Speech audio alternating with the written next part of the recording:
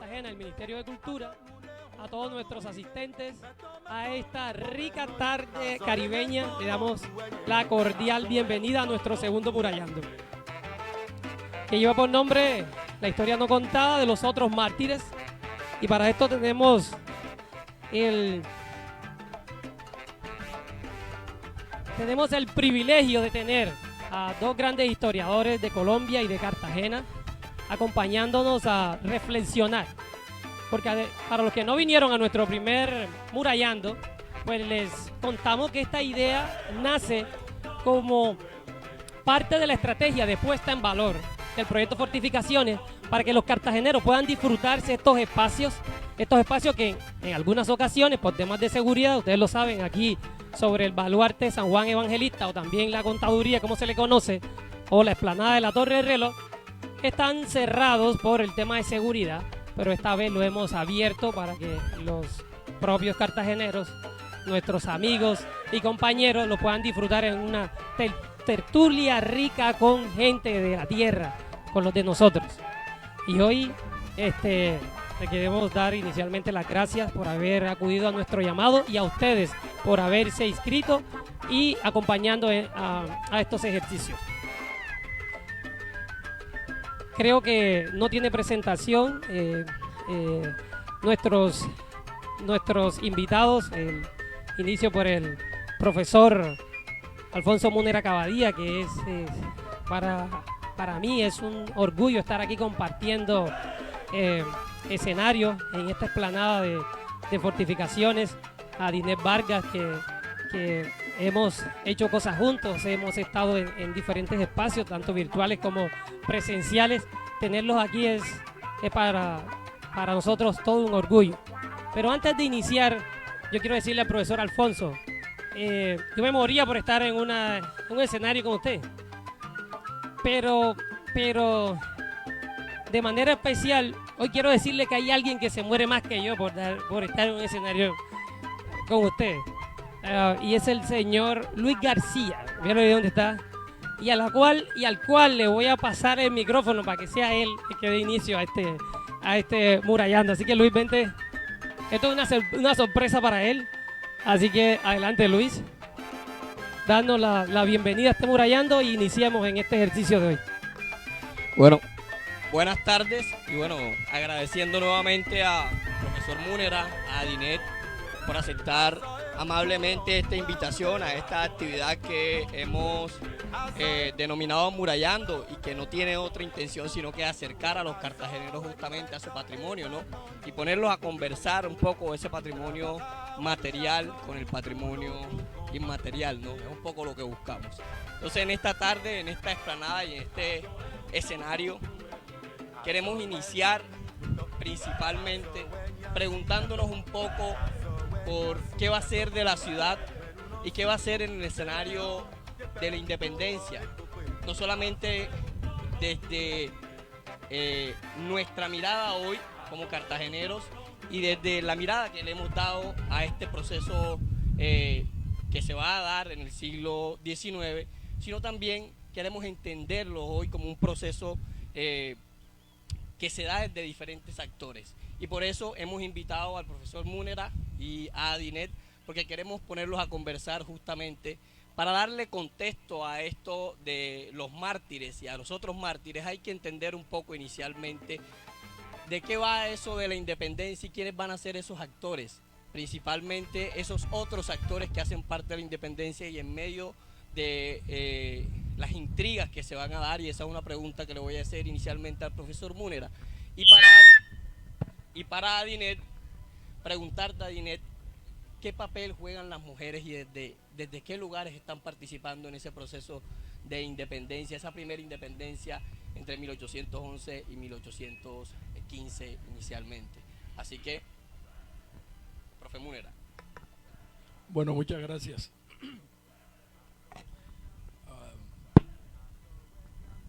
Les agradezco a todos y a todas por estar aquí hoy. Es un escenario muy lindo, la verdad. Aquí dan más ganas de bailar esa música en este escenario. Para todo eso se presta, profe, para todo eso. Que hablar de historia, pero bueno, a eso vinimos, a hablar de historia. Mira, el problema con los procesos políticos radicales como es una revolución, porque además, empecemos por ahí, lo que hubo en Cartagena fue una profunda revolución, Es decir, en una época se discutió de si esto había sido una revolución, si había valido la pena o no había valido la pena. Pues claro que fue una tremenda revolución. Y como tal son procesos muy complejos, llenos de muchas cosas, en donde no es fácil distinguir simplemente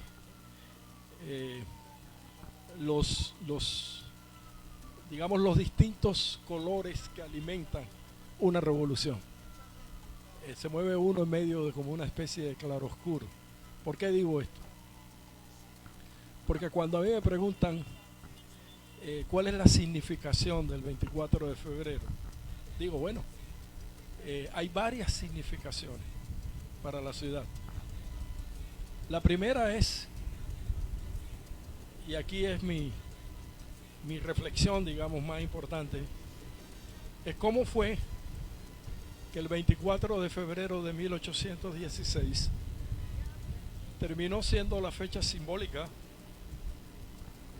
en la que todos los cartageneros aprendimos desde el momento en que empezó a construirse esa narrativa, que fue no desde el mismo momento de la independencia, eso fue mucho después. Esa narrativa en donde todo parecía entonces centrarse en la idea de que 9 personajes muy importantes habían sido los mártires sacrificados de la Revolución de Independencia. Ahora, ¿quién construyó esa narrativa? ¿Quién la hizo? ¿Quién hizo que hicieran ese camellón, pusieran los mármoles, ¿verdad? Los bustos de 9 personas? ¿Quién hizo eso? No. Entonces, la pregunta es, ¿se podía resumir este proceso tan radical, tan profundo, tan colectivo, con 9 bustos? Claro que no. Ese es el problema de la historia. Crecimos creyendo que esos eran los mártires que había que honrar, a los que honrábamos todos los años, ¿verdad? Mediante actos simbólicos de importancia, tanto el 26 de febrero, que creo que fue la fecha del 24 de febrero o algo así, o después, posteriormente, en las fiestas del 11 de noviembre, había siempre un gran acto ceremonial que creo que se sigue haciendo de celebración de esto. Pero a lo que voy es que hoy tenemos otra narrativa distinta de esa historia. Y voy a anotar esto.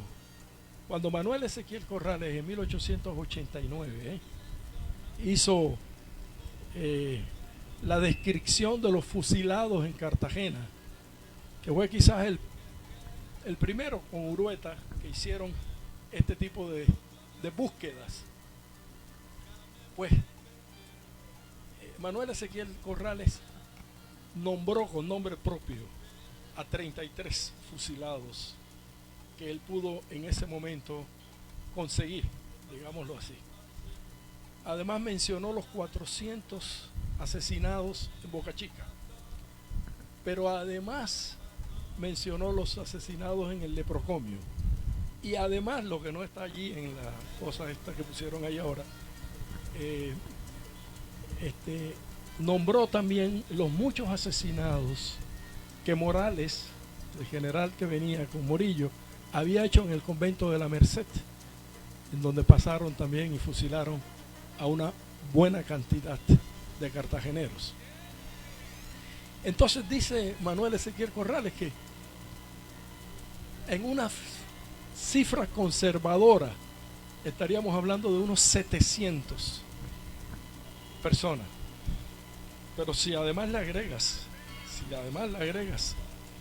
los que por supuesto nunca supimos, los que murieron en las travesías de los emigrados, los que salieron en los barcos de los emigrados, que murieron también un buen número, unos de hambre, otros de sed, otros abandonados, en fin.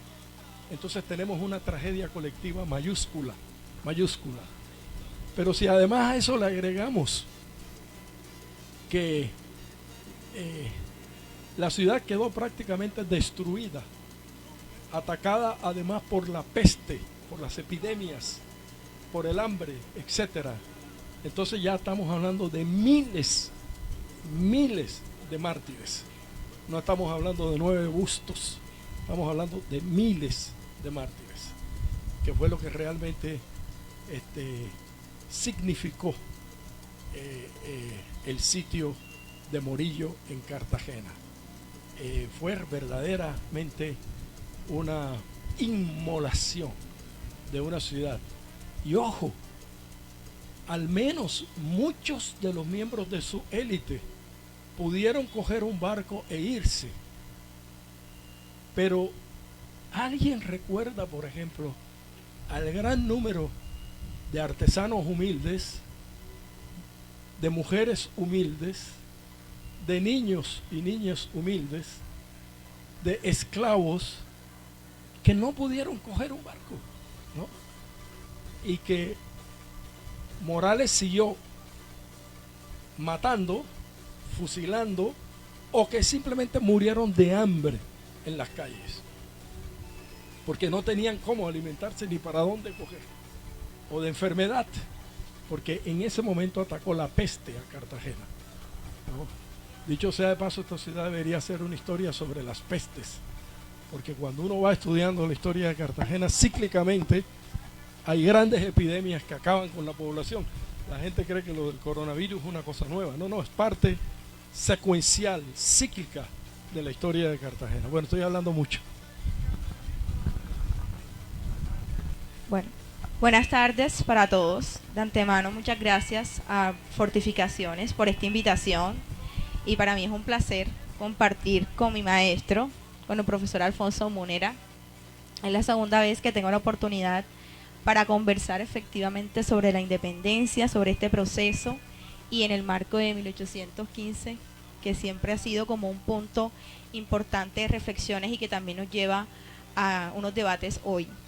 Ante la pregunta que me hace Luis sobre el papel de las mujeres, el profesor Alfonso nos ha puesto en escena la necesidad de pensar cómo esto fue un proceso que implicó la participación de los distintos sectores, desde las élites, desde los comerciantes, como muy he conversado con mi amiga, también colega Lorena, pero también los sectores populares, los sectores artesanales, y también es importante en este momento mencionar que no solamente pensarlo en clave de Cartagena, sino esa conexión con estos corregimientos, con nuestros territorios insulares, Boca Chica, territorios corregimientos como Pasacaballos, pero también con Turbaco, municipio del cual provengo, que también jugó un papel importante dentro de esta lucha por la libertad.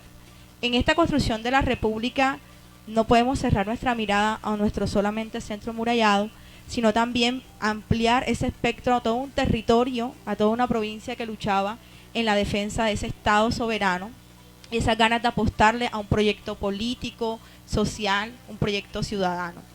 Es así que las mujeres tuvieron un papel, gracias a las nuevas investigaciones que se han hecho recientemente. Nos hemos dado cuenta que las mujeres tuvieron un papel decisivo en esta lucha por la libertad. Tradicionalmente se asociaba el papel de la mujer en diálogo con lo masculino, es decir, se miraba como esposas de estos líderes, pero no se miraba cuál era el papel de las mujeres que entre la cotidianidad tenían en esta búsqueda por construir un proyecto. Es así que en la ciudad de Cartagena, hace 11 años, aquí en el Camellón, ahí está también un nuevo monumento que se construyó bajo el gobierno de la alcaldesa Judith Pinedo en homenaje a las mujeres del sitio. Allí creo que la mayoría, no sé si he tenido la oportunidad de encontrar los nombres de algunas de ellas. Eugenia Rázola, María Josefa Fernández, María Ignacia Pombo, Salvador Alao, entre otras. Cada una de ellas tuvieron un rol importante, pero también están estas mujeres anónimas que no quedaron registros en estas fuentes oficiales. Las mujeres tuvieron múltiples papeles dentro de esta lucha por la libertad. Algunas fueron proveedoras, es decir, dieron sus bienes, dieron sus recursos para financiar este proceso independentista. Otras mujeres fueron a los campos de batalla. Una de ellas me llama la atención mucho, es María Josefa Fernández, en el vecino departamento del Atlántico, conocida como la esposa del negro Dimas, que ella luchó en compañía pues de su familia en la defensa y para lograr enfrentar al ejército realista. Así como ella, hay muchos casos de las mujeres que tuvieron una participación decisiva, porque según el último censo en 1777, Cartagena viene siendo una ciudad de mujeres. Y esta ciudad de mujeres no era ajena a esa lucha por construir una república independiente.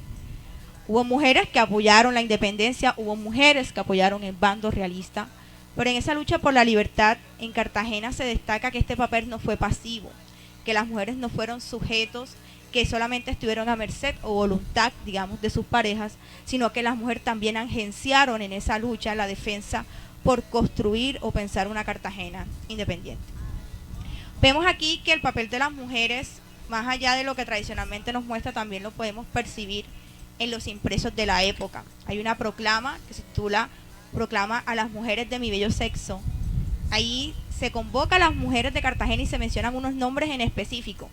Y nos mostraba cómo a las mujeres que luchaban en ese momento les colocaban como nombre argolleras. Y al final del texto, que aquí lo tengo y de ahorita más adelante se los podré leer, en el texto se invita, y la defensa que hacen las mujeres es que ellas quieren seguir participando, quieren seguir luchando para que no se les reconozca únicamente como argolleras, sino que se les conozca como partícipes de esta construcción de una nación.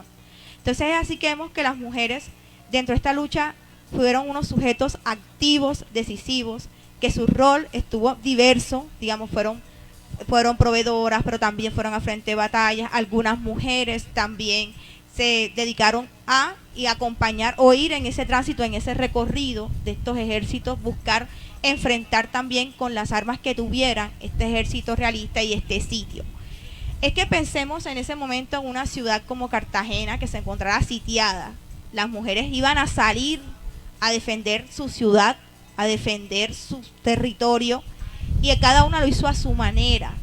Y es importante mirar cómo el rol de la mujer en la independencia es un rol que apenas se está dando a conocer y se está invitando a reflexionar de ese legado que estas mujeres nos dejaron hoy en las luchas que tenemos las mujeres en espacios sociales, en espacios políticos, en espacios económicos.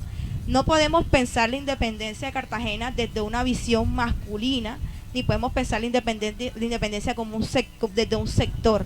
Es entender un proceso que implicó la participación de todos y todas. Un proceso que no, digamos, que afectó a todos, que no hubo excepción a nadie. Desde las élites, los sectores populares en esta ciudad, como muy bien lo ha mostrado el profesor Múnera, que fueron un papel fundamental. Y las mujeres que hacían parte del barrio Getsemaní. Entonces es mirar cómo comprender la independencia como un proceso que en el caso de nuestra ciudad, que tuvo varios momentos, tuvo varios ires y venires, especialmente porque después que conseguimos, con el 11 de noviembre llega un momento 4 años después donde nos toca enfrentar un sitio durante 3 meses, y eso es lo que va a generar que dentro de este proceso empiece otra persecución a mujeres de la ciudad. En ese proceso de persecución, algunas de ellas les van a confiscar los bienes, les van a quitar todas sus pertenencias. Algunas mujeres de ellas pudieron lograr emigrar en embarcaciones el 5 de diciembre, pero no llegaron a feliz término. O algunas fueron encarceladas en el trayecto a llegar, por ejemplo, a Portobelo. Entonces, digamos que la historia de las mujeres está allí, está en algunas fuentes, y es muy importante también destacar dentro de este proceso que algunas de ellas fueron fusiladas en Turbaco, algunas fueron fusiladas en el cuartel de Torrecillas. Allí muchas de estas mujeres no enfrentaron un juicio, solamente las fusilaron por condenarlas por un castigo, pero realmente algunas de ellas no dejaron un documento escrito. Digamos, hay muchas voces anónimas que están allí, y creo que la reflexión, hablando un poco de contar la historia de los otros mártires, es entender que esto es un proceso que implicó la participación de la ciudadanía, Y creo que si lo trasladamos a hoy, creo que cada uno de nosotros que está aquí lucharía en la justa medida por apostarle a un proyecto colectivo que convocó, y que eso es lo que hace realmente este proceso tan llamativo, convocó a todos, hombres, mujeres, jóvenes, hasta niños y niñas, en esa lucha por construir un territorio independiente, un territorio donde se defendieran los derechos y la gente pudiera acceder a esta ciudadanía. Muchas gracias. Gracias, Dinet. Y bueno, retomando justamente esa idea de la ciudadanía con la que cierras, Adi, es justamente preguntarnos hoy, en ese proceso de construcción de la ciudadanía, porque bueno, parafraseando un poco las palabras de un amigo que dice que en Cartagena hay muchos cartageneros, pero pocos ciudadanos de Cartagena. Y eso para preguntarnos cómo entendían los sectores populares la idea de la república, cómo entendían estos sectores populares la idea de la ciudadanía y por qué se aferran tanto a ella, tanto que en 1815 van a resistir un sitio de 3 meses por defender esa idea. Y esa pregunta quiero hacérsela a ambos. Bueno, muchas gracias. Bueno, ese fue motivo también de una discusión que yo tuve hace años con otro historiador, Mauricio Archila. Bueno, no fue una discusión, fue que simple y llanamente yo planteé que los sectores,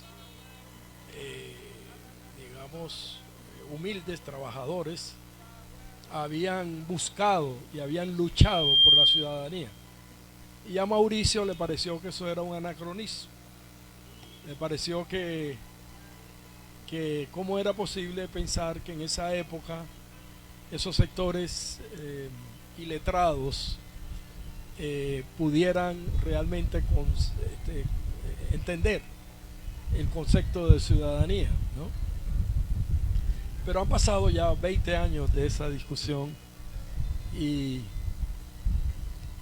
ahora yo me pongo a pensar algo que, digamos, he seguido pensando mucho en esto, pero fíjense para que vean la ironía de lo que es cómo se cuenta la historia.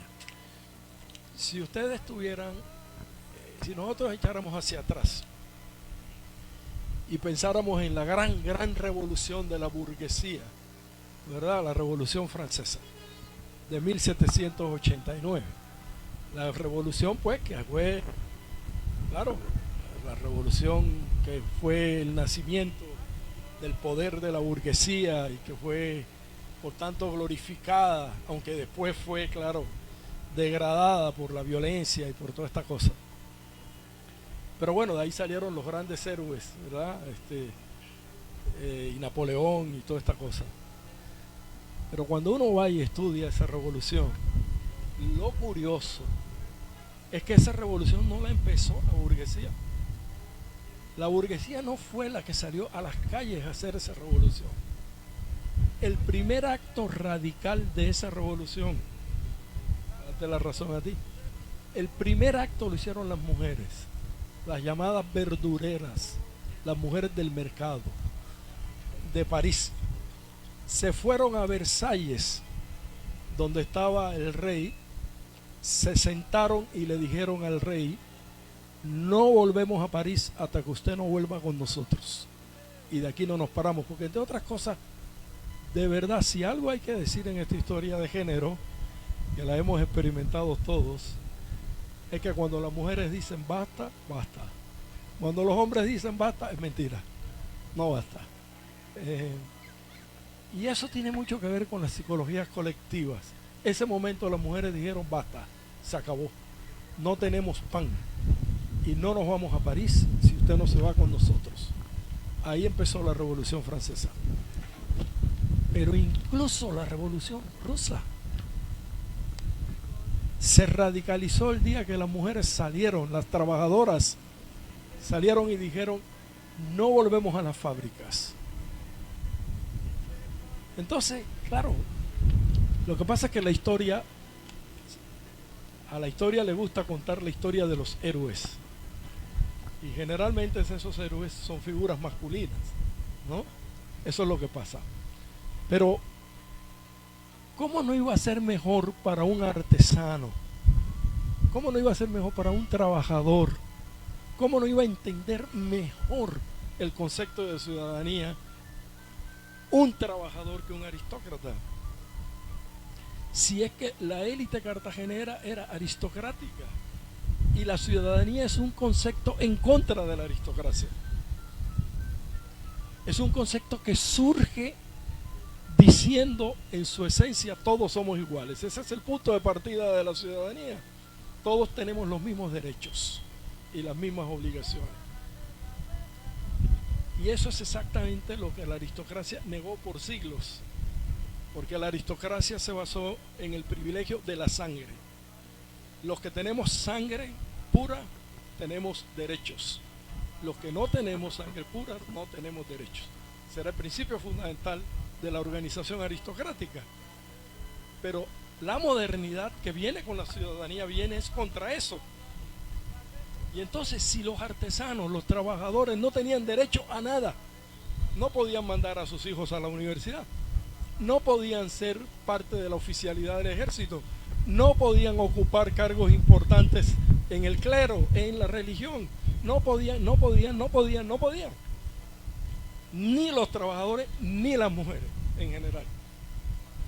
Entonces, ¿cómo no iba a ser para ellos comprensible y defendible la idea de ciudadano? Si era la que le estaba dando todos los derechos. Pero además, yo encontré años después una carta, una proclama de Marimón, ¿verdad? Donde Marimón le dice a las gentes, creo que de Barú o de Boca Chica, les dice, pero ¿cómo van ustedes a apoyar al rey si nosotros, los independentistas, le estamos dando la ciudadanía? Fíjate si eso no era importante para los trabajadores, para los artesanos, para las gentes humildes. Claro que lo era, y lo era desde ese momento, y lo entendieron tan profundamente que por eso lucharon, ¿no? Ahora, claro, nos ha tocado ahora el papel de, digámoslo así, visibilizar esos actores, pero, y quisiera terminar diciendo esto, ustedes se imaginan que puede suceder una revolución. Ustedes saben lo que es una revolución. Puede haber una revolución donde la gente se levanta, toma el gobierno en sus manos y está dispuesta a permanecer 3 meses sitiada. Póngase a pensar que allá están los barcos de Morillo allá afuera, que no hay para dónde salir, que la ciudad está sitiada, que todo esto está rodeado, ¿no? Durante 3 meses. Y ustedes me van a creer a mí que las gentes humildes, las mujeres, estaban sentadas en su casa tejiendo, ¿no? Pues hombre, si todavía el último mes que debían estarse muriendo literalmente de hambre, decidieron permanecer dentro de la ciudad, no abrir las puertas, pues era porque había una conciencia colectiva, una decisión colectiva radical, porque si no hubiera sido imposible. Ustedes saben, gente comiéndose las ratas, ¿no? Comiéndose las cucarachas, comiéndose el cuero de los zapatos, ¿no? Las mujeres viendo a los hijos allí famélicos muriéndose, ¿no? Y entonces, ¿qué estaban tejiendo? ¿No estaban comprometidas acaso con eso? ¿No estaban dispuestas a dar la vida? Eso es absurdo, es ridículo pensar lo contrario. Lo que pasa es que, claro, luego la historia se cuenta. Y esto es lo más peligroso, ¿eh? La historia crea la realidad. Eso es lo más peligroso. No hay nada más peligroso que la historia, ¿eh? Nada más peligroso, más terrible que la historia. Porque la historia no es que recrea, no, crea la realidad. Y eso fue lo que hizo la historia. Poner 9 bustos allí y lo demás lo desapareció. Lo demás no existió. Para que los negros de Cartagena vinieran a rendirle homenaje a esos 9 bustos allí, como si ellos no hubieran puesto también su sangre, como si ellos no hubieran puesto también sus abuelos, sus bisabuelos, no hubieran muerto también en esta cosa terrible, como si no hubieran adquirido ellos también el derecho a la igualdad precisamente por eso. ¿No? La historia es peligrosa, y es peligrosa en ambos sentidos, ¿eh? Hay que usarla bien, ese es el punto. Y hay que saber que no hay historia neutral. No existe. Nunca ha existido. Jamás. La historia no puede ser neutral. Nunca. Ni si tú crees que estás haciendo una historia neutral, es neutral. Eso no existe. En la historia están los sentimientos de quien escribe. Están las visiones de quien escribe. Están las pasiones de quien escribe. La historia no puede ser neutral. Ahora, que el historiador haga el compromiso serio, profundo, de no mentir, de basar su historia en documentos, en hechos más o menos comprobables, de acuerdo, pero neutral no es. De manera que, por supuesto, desde esa época los cartageneros humildes y las mujeres y hombres defendieron la ciudadanía que todavía hoy estamos defendiendo y que no hemos logrado del todo.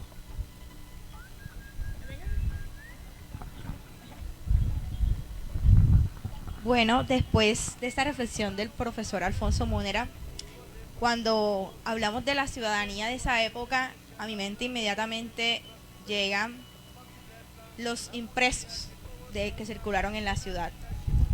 Porque a través de los impresos, que fue mi tema de investigación de la universidad de pregrado, pude comprender los múltiples significados que tenía la palabra ciudadanía. Inicialmente de esa ciudadanía que se proponía a inicios previos a la independencia en 1810, cuando se hablaba del afán de seguir también rindiendo, digamos, homenaje o fidelidad al rey, pero se hablaba de la ciudadanía en términos políticos como el acceso y la conquista a ciertos espacios. Pero no se habla de una forma tan radical, hablando donde vamos a involucrarnos todos y todas, sino que inicialmente se está enfocando como la posibilidad de acceder a estos espacios políticos en la medida que se piense también en vincularse a todos estos debates que tenían lugar en España. Es así que esta imagen de ciudadanía se va configurando de forma distinta cuando ya se va pensando en la apuesta por una república. Ahí sí el concepto de ciudadanía inmediatamente se asocia a derechos, a igualdad, pero también se evoca a la necesidad de identificarnos con un elemento en común, y ahí se empieza a utilizar el término de que somos americanos. Y entonces en ese afán de hablar de americanos, también tenemos que buscar esa conexión que nos identificara y también nos agrupara bajo esta idea de defender este territorio. Pero de manera paralela a estos periódicos que también publicaron las élites, como fue Largos Americanos, publicado por Manuel Rodríguez Torices y José Fernández de Madrid, de forma paralela en Cartagena circularon panfletos y hojas sueltas. Allí la ciudadanía se hablaba de otra forma, porque se trataba siempre de establecer un asocio con historias cotidianas, pero también con fábulas o creando metáforas de situaciones para generar conciencia sobre situaciones de la cotidianidad. Alza de precios, necesidad de participar en la toma de decisiones. Por eso en los panfletos me llamó la atención, habían varios panfletos en esa época como El Curioso, y había uno que se llamaba La Cotorra Preguntona. Y La Cotorra Preguntona, que eran panfletos que se publicaron después de la independencia, siempre hacían la necesidad y el énfasis de cuestionar cómo funcionaba y cómo se pensaba el gobierno y cómo realmente se iba a lograr que todos fueran iguales. Allí me llamó la atención también que la forma como poco a poco fue calando este proceso, estos conceptos, porque se crearon unos espacios distintos, porque en una ciudad en ese momento que su gran mayoría de la gente no sabía leer ni escribir. Entonces las pulperías, que eran las tiendas, las antiguas tiendas que uno conoce hoy, cuando uno hoy va a una tienda, uno siempre en la tienda escucha rumor, uno en la tienda se entera del rumor del barrio. Entonces imagínense, en esa época la tienda también era el espacio donde la gente cuestionaba lo que pasaba a nivel económico, cómo se afectaba digamos, el bienestar de la gente, pero también se hablaba de lo que estaba pasando a nivel político. Entonces estas pulperías, esta plaza pública, estos lugares abiertos, la gente cuestionaba, pero desde lo que le afectaba en su cotidianidad. Y a partir de allí, como muy bien menciona el profe Múnera, era que se pensaba en la necesidad de cambiar y de acceder a estos espacios de participación en aras de gozar de estos derechos que también se estaban promulgando y que se estaba hablando en aras de la independencia. Y va a ser así que esta idea de ciudadanía nos va a agrupar, y eso va a hacer que también la forma como se proclama y cómo se construye la constitución de la ciudad tenga un carácter especial. Y es que cuando uno revisa la constitución de Cartagena, cuando revisa quién la firma, ahí encontramos los sectores populares, los sectores artesanales también firmando. Entonces nos muestra como que realmente esta idea se le apostó, esta idea de participación, y que después de 1811 no solamente era declarar, sino crear estos espacios donde realmente la materializábamos. Y si uno tiene la oportunidad de leer la Constitución de 1812, y los invito a que lo hagan, se va dando cuenta cómo se logran agrupar las necesidades de estos sectores. Ya después, obviamente va a ser un proceso complejo, y van a venir el tema electoral y las divisiones entre grupos que se van a poner también en escena, pero realmente lo que uno ve es que la gente empieza a cuestionar y la gente empieza a desear y a ser parte del gobierno y cómo se toman las decisiones, si están de acuerdo o en desacuerdo.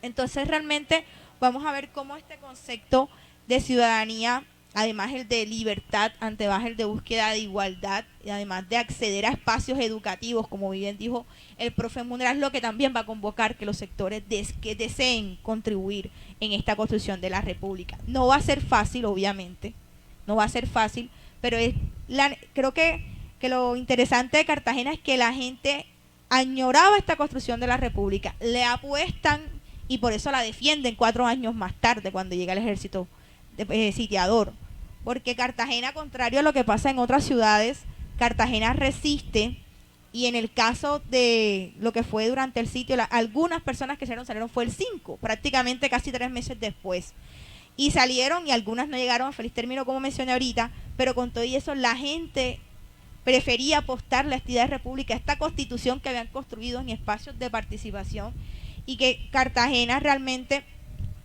contrario a lo que va a pasar luego de este proceso, en otros lugares que se fueron aventando del territorio, la resistencia fue distinta. Entonces, creo que aquí el tema cómo se unieron los diferentes sectores, cómo se fueron interpretando, cómo se fue dando, digamos, carácter o un significado a estos conceptos, es lo que nos lleva de pronto a reconocer y a entender la magnitud de por qué la ciudadanía, por qué todos los hombres, todas las mujeres, toda la población cartagenera en su gran mayoría le apostó a esta lucha por la libertad, a este proyecto político, podríamos llamarlo así. Yo quisiera agregar algo antes de que terminemos, porque yo creo que es una dimensión de la que poco se habla o poco se habló en el pasado. En Cartagena no estaban luchando solo los cartageneros, ojo, Lo que se estaba dando en Cartagena en 1815 era una lucha continental, y además específicamente caribeña, y voy a explicar por qué. En 1814, 14, Bolívar es totalmente derrotado en Venezuela. O sea, los dos focos claves de la revolución continental americana contra España eran Caracas y Cartagena.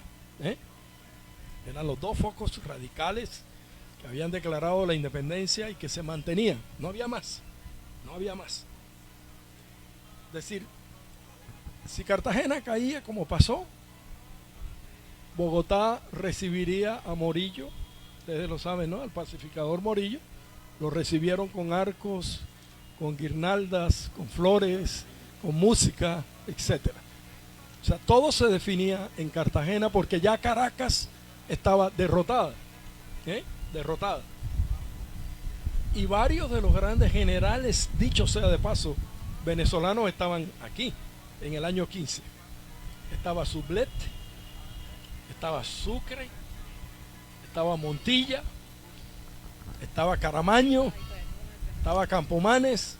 Bueno, la élite mejor dicho, del generalato, o buena parte del generalato. Y muchos de esos barcos corsarios estaban tripulados por lo que llamaban negros franceses, o sea, por haitianos, por negros de Guadalupe, de Martinica, los negros franceses que habían luchado por la independencia desde años atrás, ¿no? Y la habían conquistado, dicho sea de paso. Tenemos documentos donde hablan de un regimiento francés defendiendo la ciudad. Pues ese regimiento francés son los haitianos. Son los haitianos los que están aquí, los negros haitianos defendiendo la ciudad, ¿no? Que luego todo esto termina, yo lo he contado en mi último libro, termina de una manera muy confusa, ¿no? Como son todas las revoluciones. No voy ahora a echar ese cuento en detalle, hago la propaganda, consigan mi último libro que se llama Olvidos y Ficciones, y ahí está toda la historia caribeña de esa revolución. Algunos, un buen número de ellos, pero esa es un poco la historia, porque también hay que entender lo que se estaba dando aquí. No era una simple lucha local, no, este era el reducto republicano que quedaba hoy, en ese momento, en 1815, era el reducto que quedaba prácticamente independiente luchando. Porque México tenía por allí algunos focos, pero en México estaban mandando evidentemente los españoles. En Argentina había una cosa ahí todavía muy pacífica. Caracas estaba derrotada, Perú estaba en manos de los españoles. Quedaba Cartagena. Quedaba Cartagena. De manera que eso también me parece que es muy importante, tener el sentido de trascendencia de lo que aquí se estaba dando, que no era una simple cosa local, ¿no? Además, habían unos personajes extraordinarios. Les voy a contar, aquí estaba al mismo tiempo, ojo con esto, estaban los dos grandes generales mulatos de la independencia, los dos grandes. Estaba Piar y Padilla, todavía jovencitos, ¿no? Estaban aquí, los dos. A los dos los fusiló Bolívar, por cierto, no hay que olvidar eso, ¿no? Jamás hay que olvidar eso. Los fusiló Bolívar, a los dos. No sé si fue un error, pero lo fusiló, ¿no? Estaban los dos aquí. Y estaba un personaje del que sabemos poco, dos personajes, artesanos, que fueron grandes también. Pedro Medrano, que fue el personaje clave en las convenciones, en las constituyentes, ¿verdad? Estaba Pedro Romero, que yo sigo sosteniendo que era de Matanzas, además, y tengo algunos documentos para sostener esto sin que podamos probarlo, pues no se puede probar, pero sigo creyendo que era de Matanzas.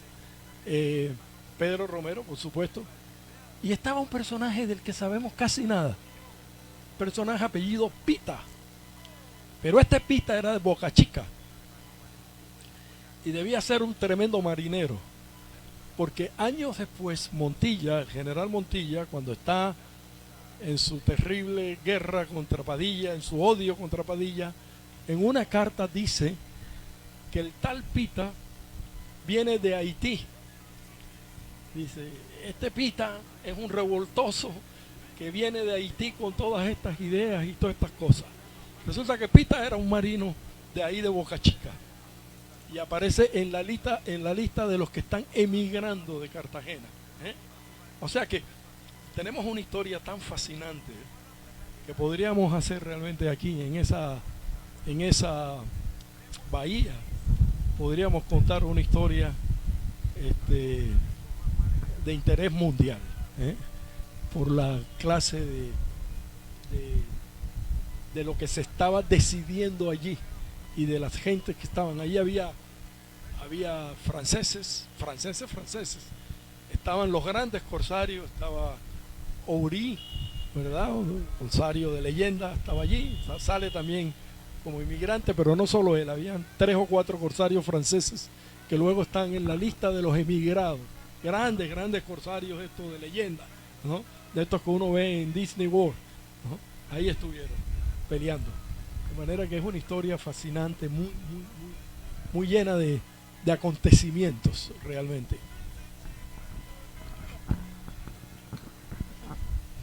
Bueno, también aprovechando el comentario que hace el profe con respecto a esa conexión con el Caribe, esa fue una conexión permanente y que también en los impresos era evidente. Por ejemplo, la mayoría de las noticias que se publicaban en los periódicos eran las noticias de Jamaica, de lo que estaba pasando en las islas del Caribe.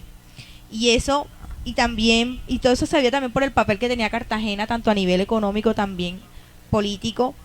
Y otro punto interesante es cómo en ese marco, con esa conexión del Caribe, el Caribe también va a respaldar en esta lucha, porque vamos a encontrar en estos impresos que se hace mención a ese apoyo que nos alude el profe Múnera, a ese apoyo de extranjeros que estaban defendiendo también esta lucha por la independencia. Y lo otro era mirar cómo en estos impresos, digamos, cada uno de los bandos también trató de publicar como buscando justificar por qué era necesario que los cartageneros se rindieran. Entonces, quiero que imaginen en esa época en la bahía, con estas embarcaciones con una imprenta dentro, y con esa imprenta publicando y convocando a los habitantes de Cartagena que se rindieran, que abrieran las puertas de la ciudad, porque ellos no podían hacerlo, porque digamos que algo que siempre hablamos con el doctor Moisés Álvarez, es que esas mismas fortificaciones donde nos encontramos hoy, que construyeron los españoles, estas mismas fortificaciones fueron las que les permitieron a Cartagena resistir digamos, los ataques y bombardeos, porque Cartagena fue bombardeada durante los primeros días del mes de diciembre, pero los cartageneros todavía no cedían, y eso también se debía porque tomarse a Cartagena implicaba que ya se perdía el norte, digamos, de este continente. Ya inmediatamente ya Venezuela había caído, llegar a Cartagena y tomarse Santa Fe era, digamos, en cierta medida obtener cierta victoria.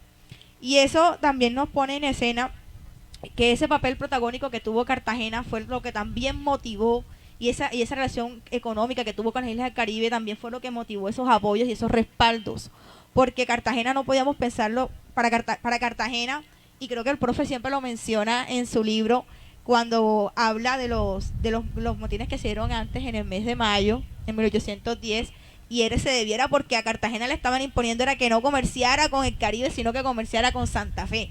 Y es que no podemos pensar una ciudad en un territorio donde las conexiones terrestres eran completamente complicadas, complejas, como a Cartagena querían que se conectara a espaldas al mar, a espaldas del Caribe. Y creo que eso también es lo que va a motivar, que para nadie es un secreto, y creo que la historia nos los ha mostrado, que muchos de los líderes o algunos de los que emigraron fueron a ese Caribe a refugiarse. Cogieron para Portobelo, cogieron para Jamaica, porque eran los espacios donde ellos también sentían ese respaldo y esa lucha también por defender este proyecto republicano que implicaba no solamente el territorio cartagenero, sino todo un territorio continental. Bueno, muchísimas gracias por esas respuestas. Y bueno, antes de darle paso a las preguntas del público, porque bueno, aquí vinimos también a tertuliarnos y comentarios, yo quiero hacer un comentario final, y es con respecto a las nuevas narrativas que nacen de la ciudad, ¿no? Porque aquí tenemos un público variado, público, algunos son expertos, otros son guías de turismo, otros están emprendiendo en esta tarea de contar a la ciudad. Y nosotros mismos desde la Escuela Taller y el proyecto Fortificaciones, justamente lo que intentamos hacer con este tipo de eventos es un poco narrar la ciudad desde muchas perspectivas, ¿no? Entonces, no quería dejar pasar el momento para justamente decirnos a nosotros que debemos empezar a contar a la ciudad desde otras miradas. Por ejemplo, desde la mirada de personajes como Padilla, que sigue la ciudad en deuda con la imagen de Padilla y los eventos a los que nos lleva lugar su figuración en los procesos de independencia, a las mismas mujeres que muchas veces no son nombradas, y nosotros nos damos cuenta, parques, calles y demás, la importancia de nombrar y representar a las mujeres en nuestra ciudad. Creo que tenemos una deuda, y nosotros lo que estamos haciendo justamente aquí, por eso celebro que estén estos dos personajes, el profe y Adinet, participando, porque ayuda a converger a todas estas instituciones que están tratando de hacer narrar la ciudad de otra forma. Entonces vamos a dar paso a comentarios y preguntas de las personas asistentes el día de hoy.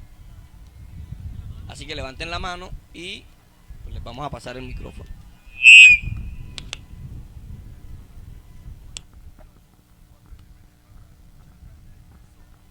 Bueno, llegó la hora de preguntar, así que nuestros queridos asistentes, antes que se nos vaya la luz natural, aquí tenemos uno, así que mi llave y amigo Oscar Gordon, y después vamos allá. Buenas tardes, gracias por toda la información, ¿no? Me surge una duda, hablando de, bueno, habló el profe sobre Pedro Romero. Me causa curiosidad por qué Pedro Romero no firma la independencia, el acta de independencia. Bueno, porque esa pregunta no tendría una respuesta sino especulativa, porque realmente no sabemos cómo ni por qué el acta de independencia la firmaron unos y no otros. Bueno, sabemos que habían unos personajes evidentemente que iban a estar ahí, ¿no? Pero por ejemplo, ahí en el acta de independencia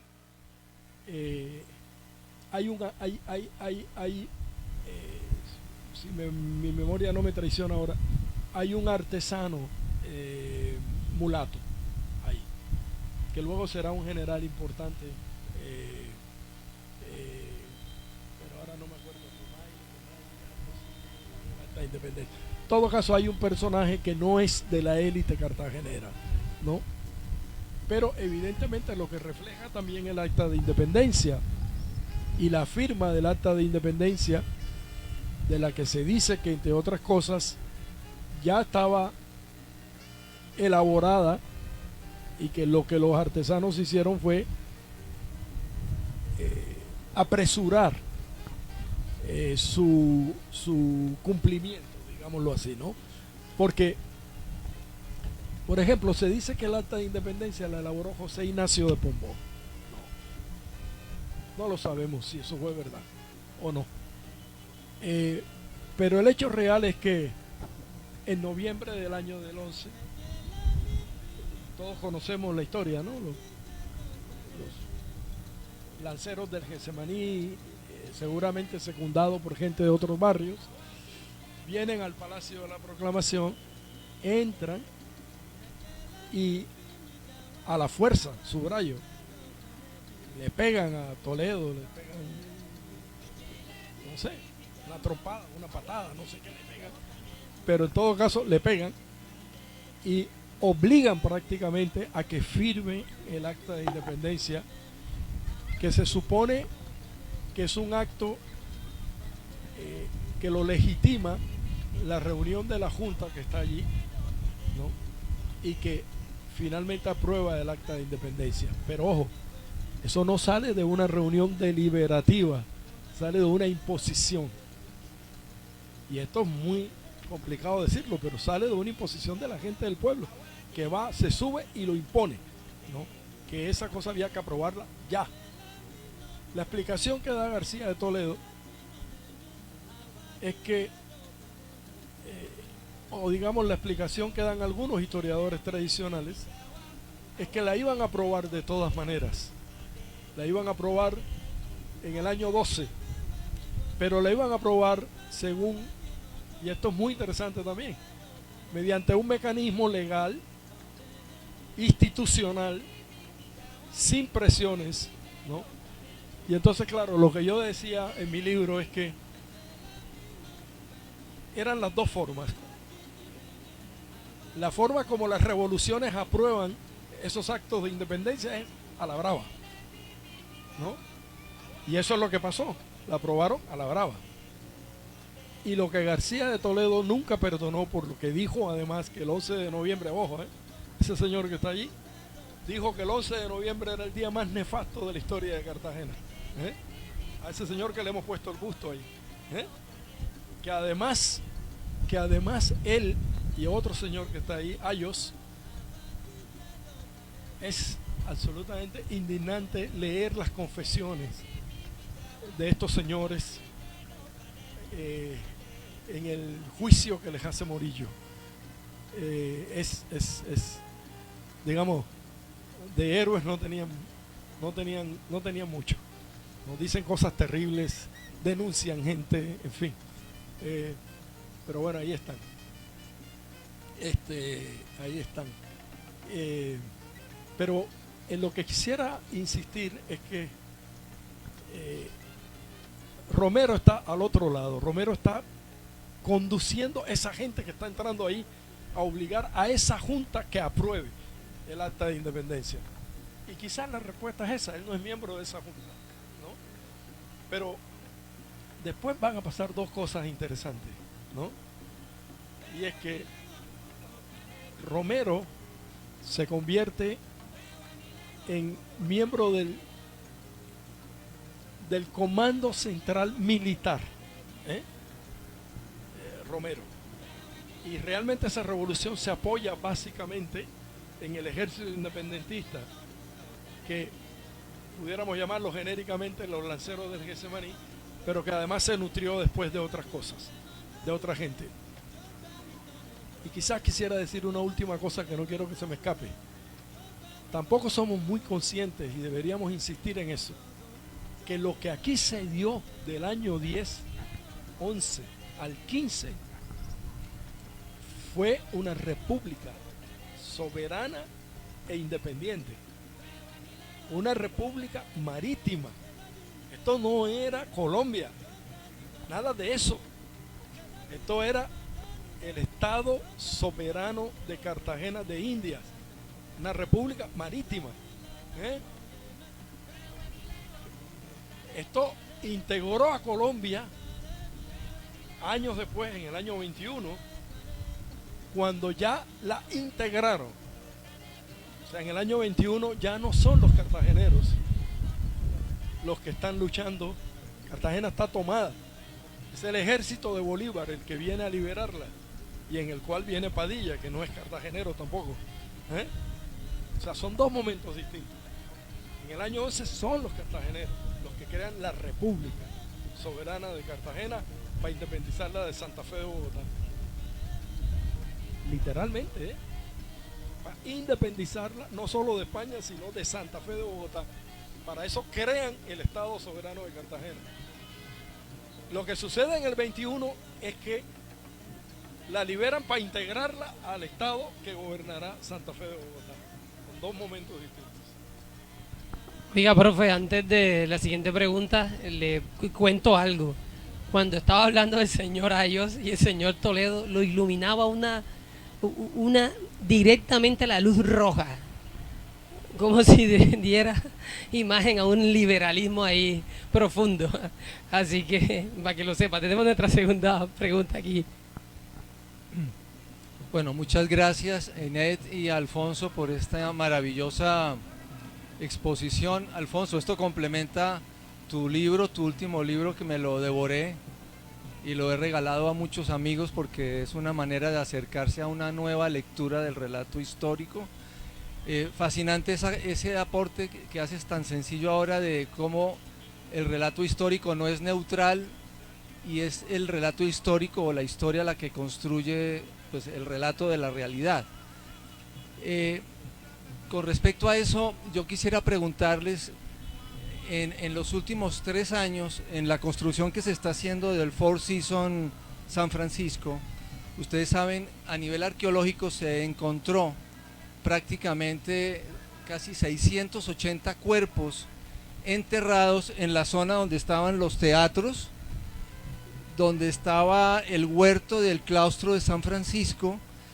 Pero lo interesante es que en las características de lo que se encontró, por la información que me ha llegado, que todavía no ha dado conclusiones objetivas sobre eso, es que hay parte de los cadáveres, de los esqueletos que se encontraron, estaban en las iglesias, ¿no? Los franciscanos construían 3 iglesias, por eso existía la iglesia de la primera, la segunda y la iglesia de la tercera. En 2 de esas iglesias se construyeron posteriormente los teatros, si no estoy mal. Digamos, en las bases de esos teatros se encontraron efectivamente entierros cristianos, seguramente de sacerdotes, de niños, de mujeres, Pero lo interesante es que en la parte de atrás es donde encontraron muchos cuerpos que dan las características de personas que fueron torturadas y fusiladas. Digamos, no es el típico esqueleto sereno, enterrado cristianamente, sino son cuerpos amarrados de las manos al sitio de Cartagena en 1815. Otros son más antiguos y quizás otros son más recientes. Pero es decir, existe la sensación de que hubiese una fosa común de esos personajes que relata Alfonso, de esos anónimos que fueron cantidades, y si eso se encontró acá, ¿cuántos más no se encontrarían en otras zonas de la ciudad? Entonces dejo esa inquietud.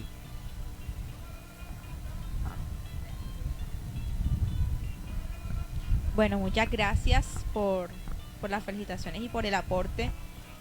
Es muy probable, digamos, no tenemos conocimiento específico, digamos, de todo este proceso de excavación arqueológica, un proceso que participó la profesora Mónica Terrien, y ya nos conversaba una vez y nos decía que, bueno, que habían como algunos de diferentes temporalidades.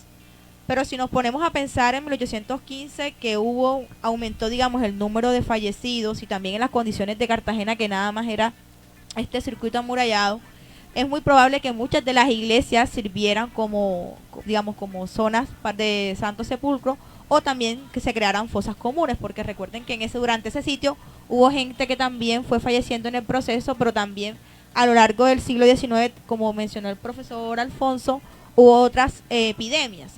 Entonces, claro, la ciudad durante, digamos, primera mitad del siglo XIX estuvo como que con unos picos de aumento de número de personas fallecidas.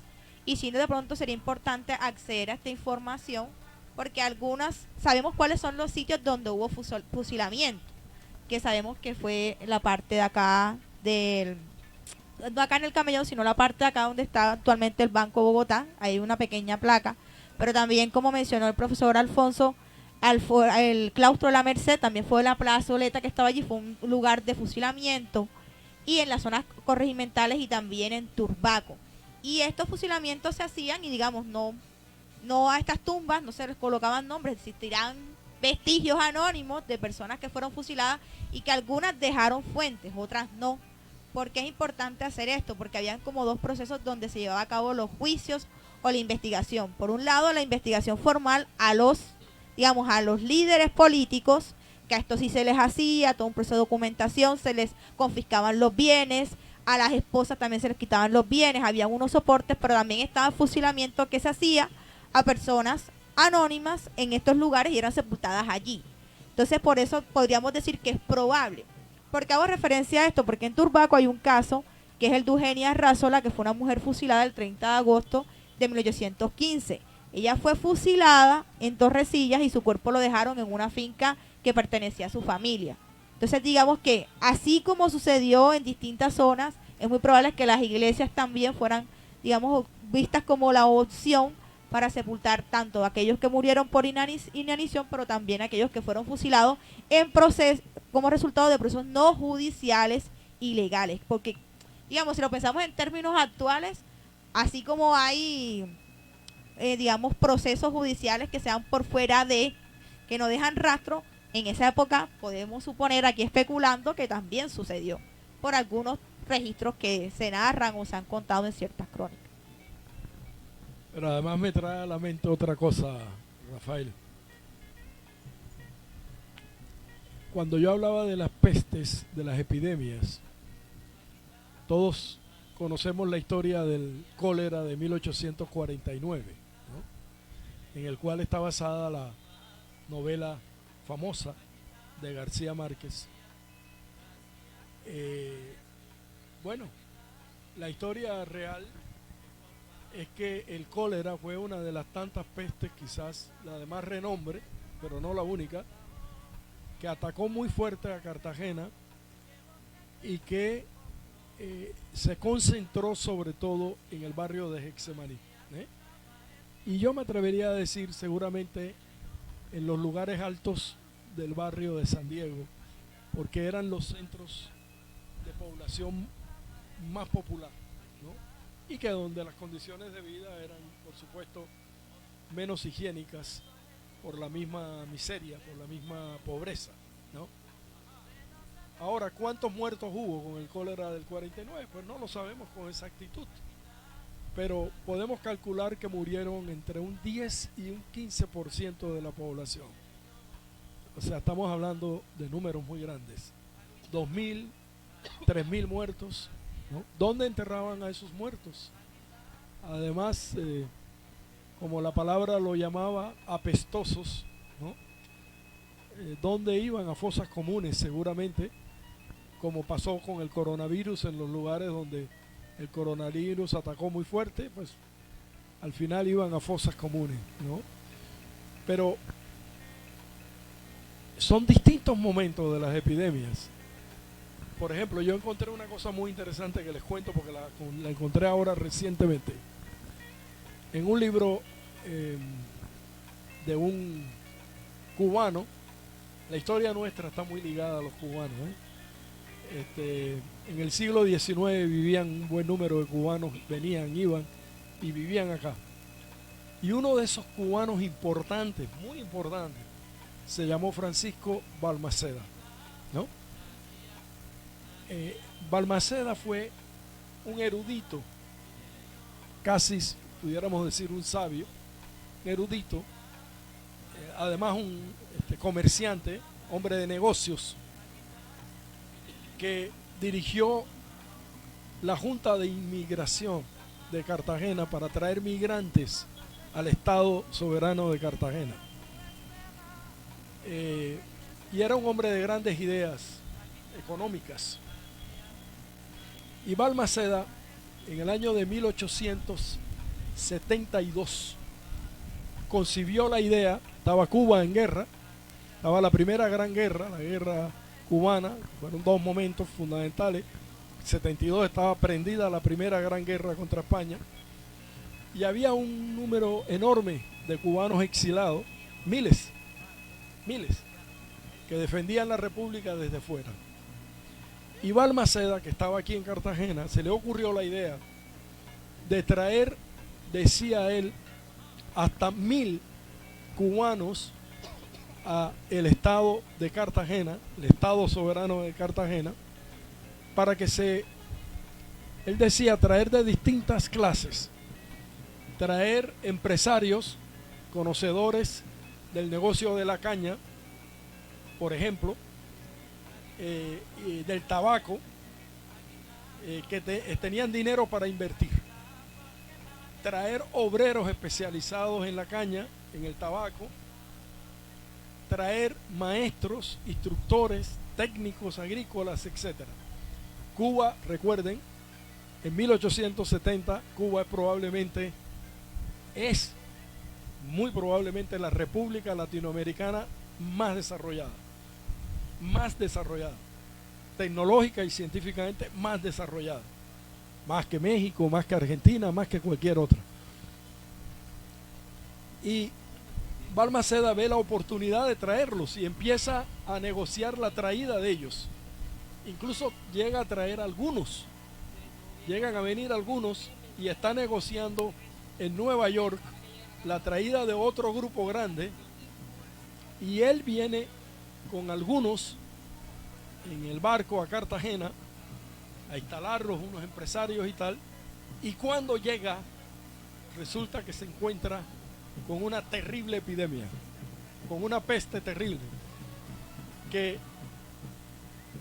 por la manera como la describe yo calculo que debía ser algo así como una fiebre amarilla o algo de esta cosa, ¿no?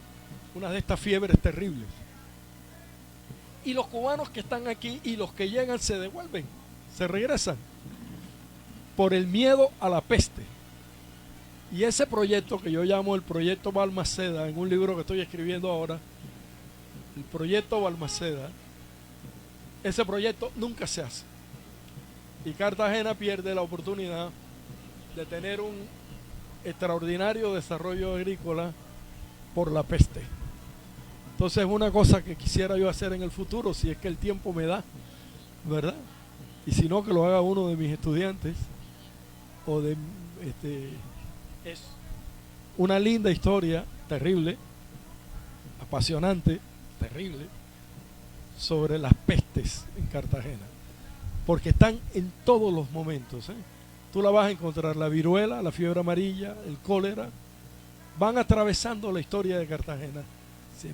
Y creo yo fue un factor no estudiado, no dicho, pero un factor muy importante en el rezago de la provincia de Cartagena y probablemente del Caribe económico de la segunda mitad del siglo XIX. Pero bueno, ya esto es otra historia.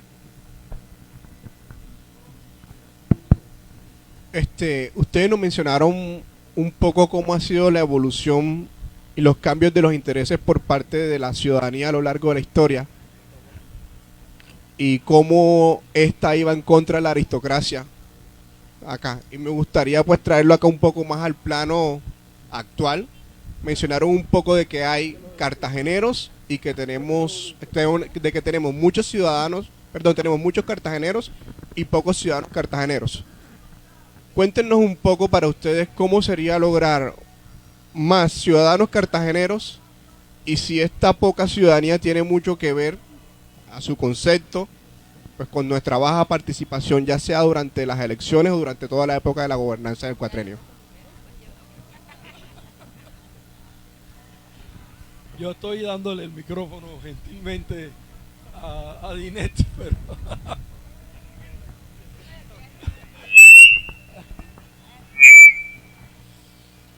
bueno, esa es la pregunta del millón. Aquí hay un pocotón de gente que podría responder mejor que yo esa pregunta. Está Rosita Paniagua, está Raúl, está Álvaro, está Moisés por allá atrás. Aquí hay mucha gente que puede responder esta pregunta, está Lorena, está Orlando Dávila, que podría perfectamente también responder esta pregunta. Bueno, un pocotón de gente está aquí que puede responder esta pregunta. Pero, y podríamos durar horas y horas hablando aquí sobre esto. Pero mira, yo personalmente te voy a decir lo que yo creo muy rápidamente. Pero claro, como lo voy a decir rápidamente, voy a dejar otra cantidad de cosas por fuera. Pero siempre que pienso en la Cartagena de hoy, pienso que no vamos a salir de esta situación si no resolvemos dos problemas fundamentales. Dos. Uno, y esos dos están íntimamente ligados, y son trabajo y educación. Puede que haya muchas otras maneras de responderlo, pero lo que la historia un poco nos ha enseñado a todos es que la ciudadanía es una condición espiritual, es sobre todo una condición espiritual, ¿no? Es una manera de ver el mundo, es una manera de verte tú dentro del mundo y tú en relación con los otros, y es un grado al mismo tiempo de conciencia que se tiene que lograr a través de dos cosas. La primera, de la que se hace poco énfasis, pero en la que yo creo que es fundamental, es el trabajo. Si tú no tienes un trabajo que te dignifique, no logras concebirte como ciudadano ni actuar como ciudadano. Y cuando digo un trabajo que te dignifique, quiero decir un trabajo que te dé al menos la certidumbre de que puedes llegar a tu casa con un dinero para la comida de tus hijos, para la vida cotidiana de tus hijos y la vida tuya, ¿no? Si tú vives en una terrible incertidumbre del desempleo o de esta cosa que llaman empleo informal, basura, etcétera, es muy difícil que al mismo tiempo le pidas a ese ser humano que se comporte en toda su extensión como un ciudadano, en la vida cotidiana, quiero decir. Pero además eso viene ligado entonces a otra cosa, que es la educación. Es decir, nosotros estamos teniendo un terrible drama, tragedia, con la educación en Cartagena. Estamos criando analfabetos funcionales. Eso es lo que estamos haciendo. Jóvenes que llegan a la universidad y no saben leer. A la universidad, no saben leer. No saben para qué es una coma. No saben para qué es un punto aparte. Y por lo tanto no tienen un concepto lógico, una comprensión lógica de una lectura. Jóvenes que no saben matemáticas, que terminan el bachillerato y no saben hacer una operación decimal, ¿no? Es muy difícil crear autoestima, y la autoestima es una condición esencial del ciudadano. O sea, si yo no tengo autoestima, si yo no me considero una persona igual a los demás, entonces yo no me siento un ciudadano. Y lo que generamos en Cartagena recurrentemente es un proceso colectivo de destrucción de la autoestima.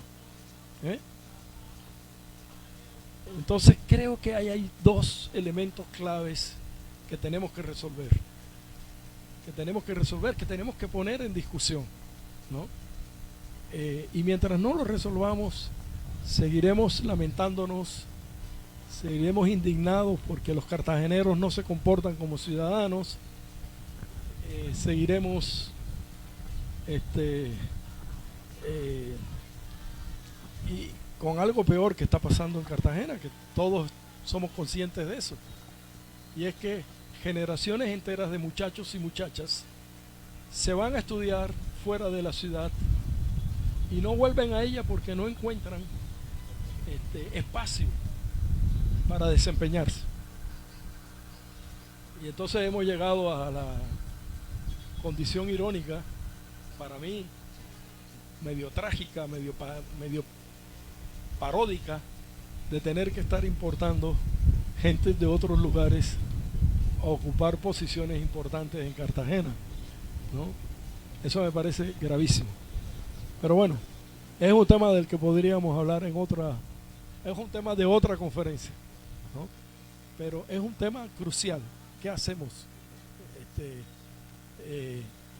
mientras tengamos una situación como esta? No lo veo posible.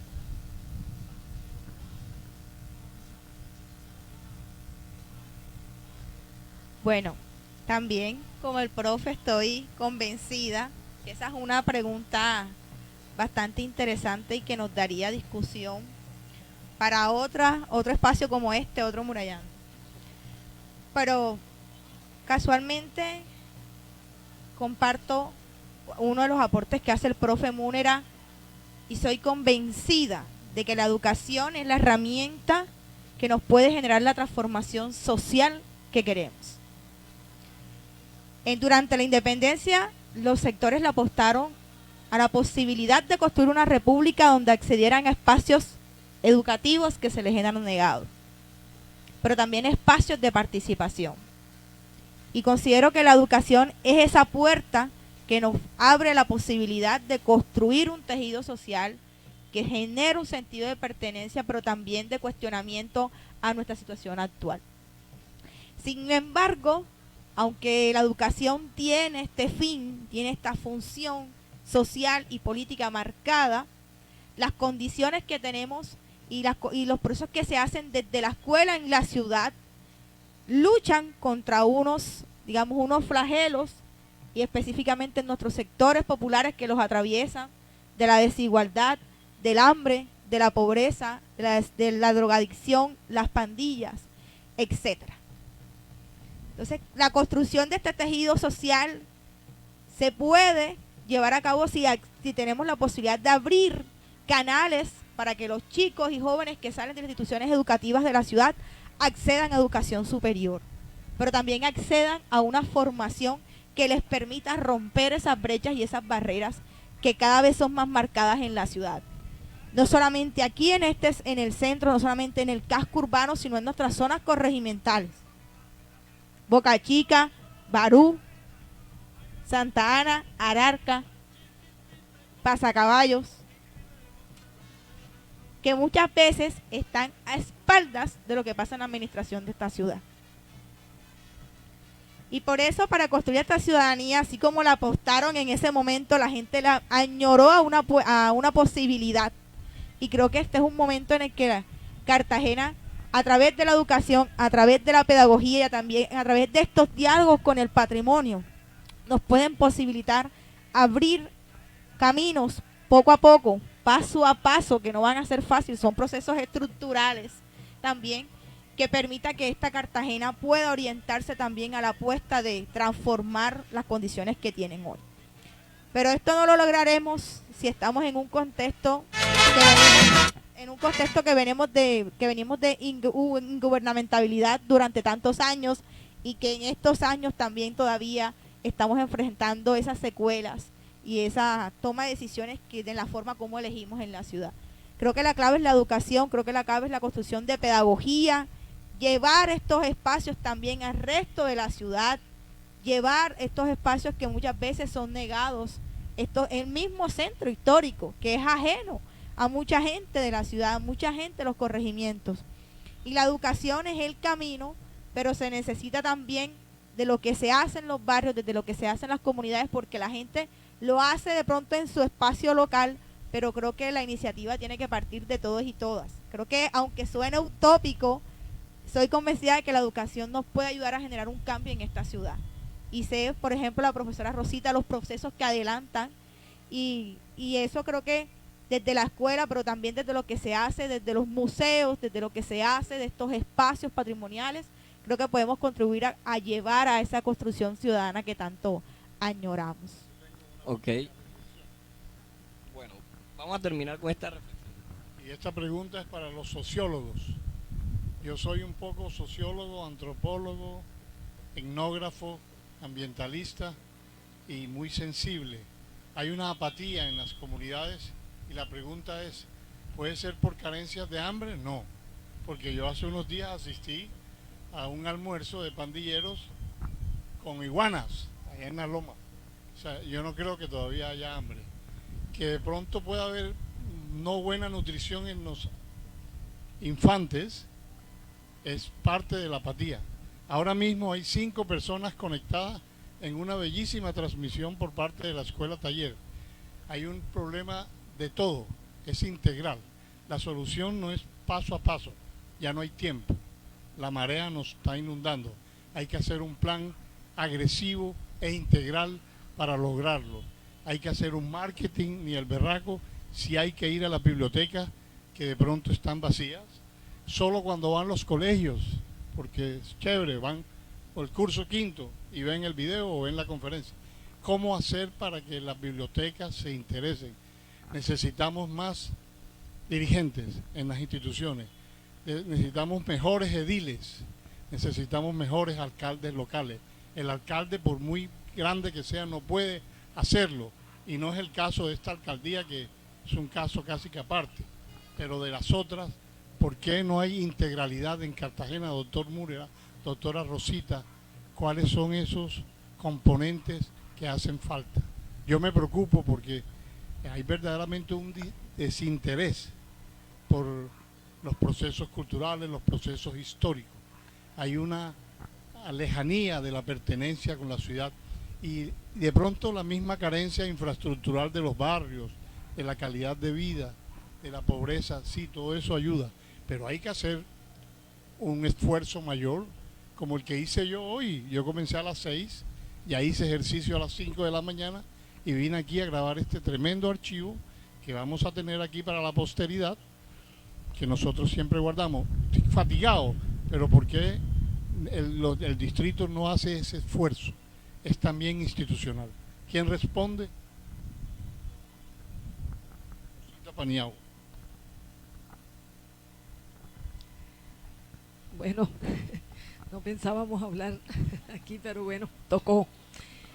Mire, ahora cuando estábamos hablando de la pregunta tan compleja, pero al mismo tiempo tan sencilla. Hace hace poco, 3, 4 meses, el rector de la Universidad del Norte, que todos conocemos, a Meisel, presentó su estudio sobre la educación en Colombia, en la cual La Guajira y Cartagena retrocedió 10 años en la educación. Entonces, yo me cuestioné inmediatamente, ¿cómo hacemos para que, para mí, los principales problemas hoy, tenemos todo el tiempo porque no tenemos los elementos para reconocer en el otro lo que deberíamos reconocer?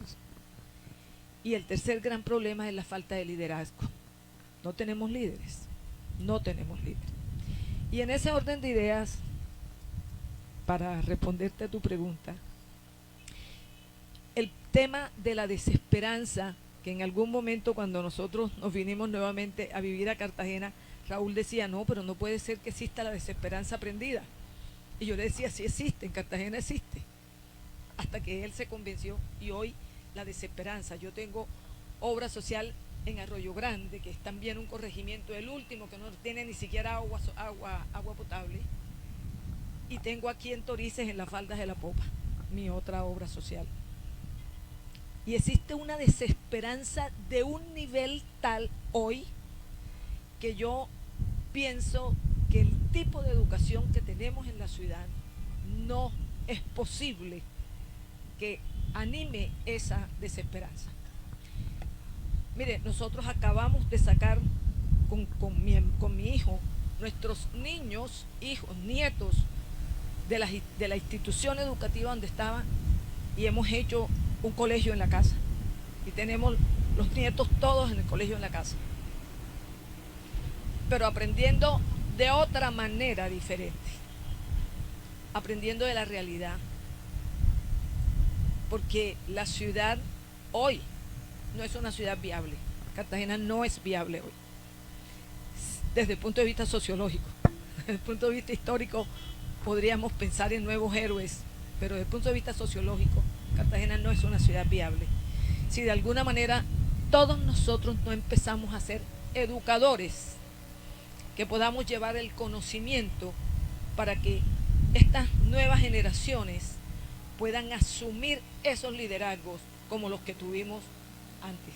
Hoy no hay liderazgos en la ciudad.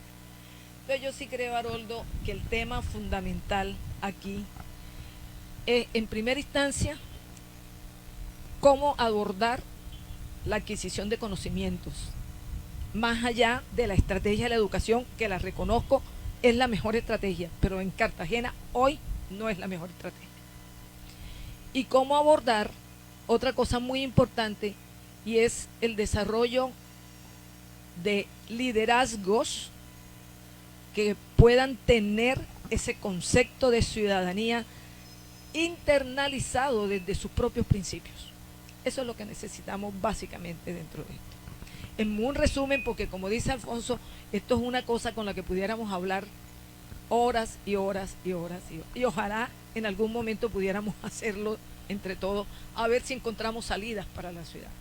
Gracias por esta oportunidad de decir. Muchísimas gracias a ti, Rosita. Y bueno, para ir concluyendo, yo recojo dos elementos que se han mencionado en esta última respuesta sobre cómo construir esa ciudadanía en Cartagena, y son la conciencia social y la educación. Y justamente nosotros desde la Escuela Taller y el proyecto Fortificaciones lo que buscamos con estos espacios es crear justamente espacios que permitan la apropiación social del conocimiento, sobre todo de este patrimonio que es de los cartageneros, y que por supuesto poner a conversar a los cartageneros en él. Y miren todas estas reflexiones tan interesantes que quedan, es el objetivo principal de este Murallando. Así que vamos finalizando con esta actividad del día de hoy, en esta noche ya. Les agradezco al profesor Alfonso, a Dinet por su participación, y a todos ustedes por participar. Muchísimas gracias. Vamos a hacer una foto grupal con todos aquí arriba en la torre. Con todos. Chicos,